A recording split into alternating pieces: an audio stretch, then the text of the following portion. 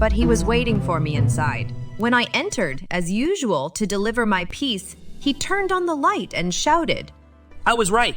You played me for a long time and I didn't suspect you until yesterday. You know you're fired, don't you? Hi there. My name is Nancy, and I'm from Lebanon. Yeah! I'm going to tell you my story of how I never went to school in my life and still became a top-notch journalist. So stick with me till the end to find out how I did it. When I was little, people thought I was simple. Maybe because I didn't care about many things and preferred to get lost in a world I created for myself. My parents were disappointed because I was their only daughter, and they had pinned their hopes on me. Who would want to marry a girl like me? So they sidelined me, making me do household chores and didn't even bother sending me to school. But I was ambitious and I refused to miss out on anything, realizing that the world is vast with many secrets to discover, even without my parents' help. I had a friend my age in the neighborhood who went to school, so I asked him to teach me how to read and write. After his classes, we'd secretly meet and he'd teach me. My passion for learning drove me to be a diligent student, and soon I could read any text, even if it was meant for adults. I practiced by sneaking newspapers left here and there, hiding under the stairs to browse through them. As I grew older, my knowledge surpassed what anyone who knew me could imagine. Instead of being happy for me, my parents were even more upset, as if I had betrayed them and proved them wrong in judging me. So, they decided to send me away to stay with some relatives in the city. I wasn't sad at all because my dream was to leave that small town where people look down on you and go where knowledge and enlightenment were.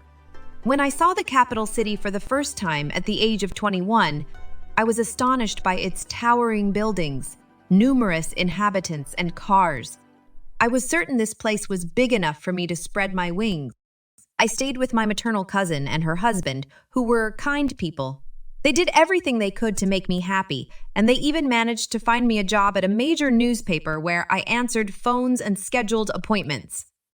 I was overjoyed. Finally, I'd be meeting educated people with important things to say. From day one at work, I felt like I had found my place. In fact, my job was simple, but I spent the whole day hearing conversations about articles and analyses written about events happening here and there. The chief editor was an old man with a sharp temper who wielded his power over the editors all day long, and everyone was afraid of him. He never noticed my presence, even though I was the one who transferred the intelligence to him and reminded him of appointments. To him, I was just a voice on the phone. One day, I heard shouting coming from his office, so I rushed to see what was going on. I found an editor receiving a scolding. You idiot! How can you write this article without researching the cost of living issue? Do you think the readers are ignorant? Go away now and don't come back until you have enough information. Then he turned towards me, seeing me standing by the door, and yelled, Who are you and what are you doing here?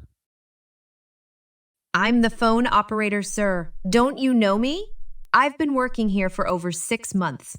He seemed embarrassed by my response and slammed the door shut in my face. I don't know why I did it, but that evening, I went home and wrote a piece about living conditions and their relation to the region's policies. I didn't need to look for references as I had all the data from the newspapers I read. I didn't sign it with my name. Instead, I came up with a male pseudonym because I knew no one would take me seriously. In the morning, before everyone arrived at work, I placed the article on the chief editor's desk. It didn't take long for him to arrive, and within minutes, he stormed out of his office shouting, asking about the identity of the writer. Of course, nobody answered, and I didn't dare to speak up, which only made him angrier. I want the author of this article immediately, or I will fire him. After waiting for what seemed like an eternity, he went back into his office and said, You are fired, but I will publish your article first. From there, a strange game began in the newspaper. Every morning, the editor-in-chief would stand in front of his door and loudly shout the topic he wanted to be written, and the next day, he would find it ready. Everyone wondered who the talented editor was that could meet the chief's demands, and discovering their identity became their obsession, even betting on various possibilities. Even the readers eagerly awaited the newspaper's release to read their opinions, is to mislead my colleagues. I too expressed my preferences and admiration for the mysterious editor. However, after a while, I let my guard down, thinking I was safe from suspicion. I included a sentence from the chief editor himself that no one else heard because he said it to me over the phone, and that's what made him doubt me. He set a trap for me, and I fell into it like a novice. One day, at the end of the workday, he asked me about the schedule for the next day and whether the camera's film was empty. I did as he asked and called his office to give him the answer, but he didn't respond. I thought he had already left, but he was waiting for me inside. When I entered, as usual, to deliver my piece, he turned on the light and shouted, I was right. You played me for a long time and I didn't suspect you until yesterday. You know, you're fired, don't you? Yes, sir, and I don't regret anything. I enjoyed writing, even if it was for a short time. Why all this mystery? You are a talented editor. I am an illiterate girl who has never set foot in school. If I told you I wanted to write, my colleagues would laugh at me and mock me. You're right, but you're still fired. I know that. I'll grab my things and leave right away.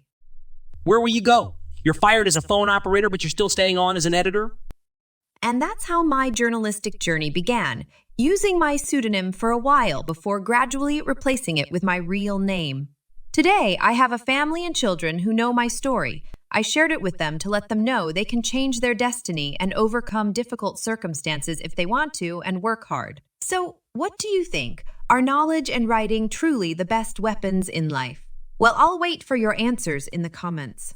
Farewell, hoping to meet you in a new story.